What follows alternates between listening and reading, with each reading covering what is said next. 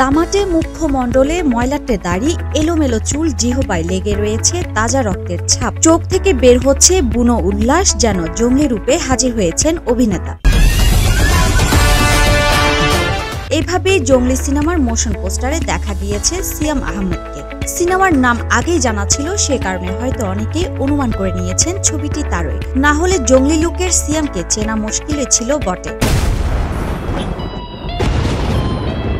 কিছুদিন আগে motion poster প্রকাশ্যে আসার পর থেকে সরগরম অন্তর্জাল নেট দুনিয়ায়। অনেকেই পোস্টারে সিয়ামের লুকের প্রশংসা করেছেন। চুপ ছিলাম দেখে ভাবিস না, জঙ্গলি তোদের ভুলে গেছে, জঙ্গলি আসছে হুঙ্কার নিয়ে, এভাবে ঘোষণা দেয় জঙ্গলি সিনেমা টিম। জানিয়ে দেয়, আমরা খুব তাড়াতাড়ি আসছি জঙ্গলি নিয়ে। এই বিশেষ ঘোষণা যে জঙ্গলি সিনেমা বিষয়ে কিছু, সেটা আন্দাজ করতে পেরেছিলেন অনেকেই। ফলে সিয়ামের অনুরাগীরা অপেক্ষায় ছিলেন ঘোষণা। এই পোস্টার প্রকাশ করে আনুষ্ঠানিক ঘোষণার মাধ্যমে আগামী ঈদ উল ফিতরের মুক্তির তালিকায় আনুষ্ঠানিকভাবে যুক্ত হলো জঙ্গলি। প্রকাশিত এই পোস্টারে ভিন্ন এক সিয়ামকে দেখা গেল।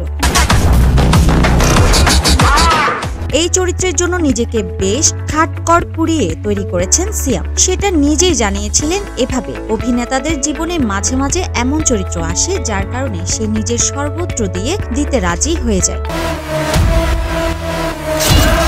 জঙ্গলি আমার জীবনে এমনই এক চরিত্র হয়ে এসেছে এই বছর। হয়তো চুলদাড়িতে এক্সটেনশন লাগালেই হতো, তবু প্রায় 7 মাস চুলদাড়ি কাটিনি।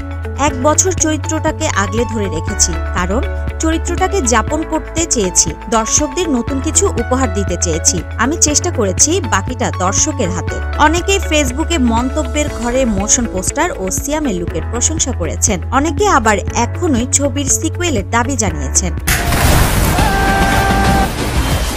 ইমরাহিম পরিচালিত জঙ্গলি সিনেমায় সিয়াম ছাড়াও আছেন শবনম বুবলি ও দিঘি। চলচ্চিত্রে সিয়াম 6 বছর পার করেছেন। এই সময় 14টি চলচ্চিত্রে অভিনয় করেছেন। 2023 সালে এই তারকার সবশেষ ছবি মুজিব একটি জাতির রূপকথার মুক্তি পায়। এরপর আর তাকে কোনো চলচ্চিত্রে দেখা যায়নি। গত বছর প্রেক্ষাগৃহে জঙ্গলি চলচ্চিত্রটি মুক্তির কথা থাকলেও শেষ পর্যন্ত তা হয়নি। তবে এই বছর ছবিটি মুক্তি পাবে এমনটাই নিশ্চিত করেছেন প্রযোজনা প্রতিষ্ঠান ও পরিচালক। এদিকে সিয়াম জানিয়েছেন, ছবিটির চরিত্র হয়ে উঠতে তাকে কঠোর পরিশ্রম করতে হবে। চরিত্রটি নিজের ভীষণ ভালোবাসার বলে এমন ত্যাগ স্বীকার করেছেন বলেও জানান। সাফা মারোয়া, দ্য ড্রামা লাভার।